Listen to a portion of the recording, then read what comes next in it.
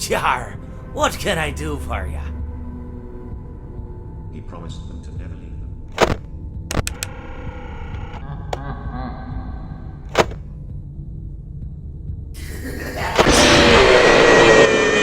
We know who our friends are, and you are.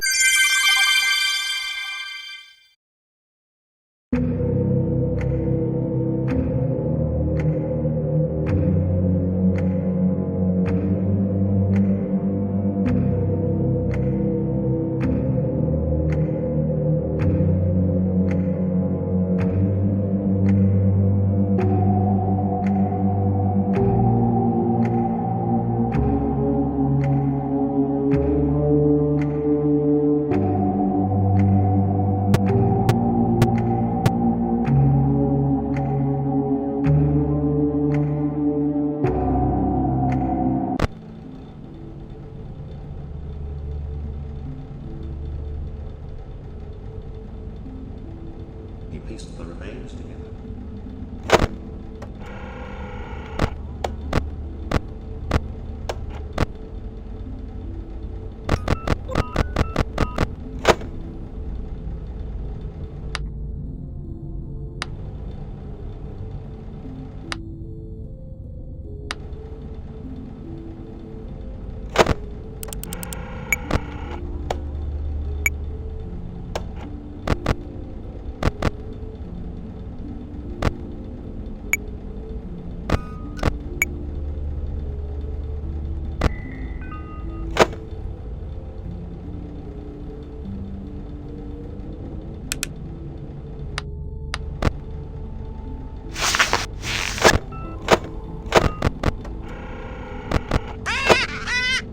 Yar, who touched me bird?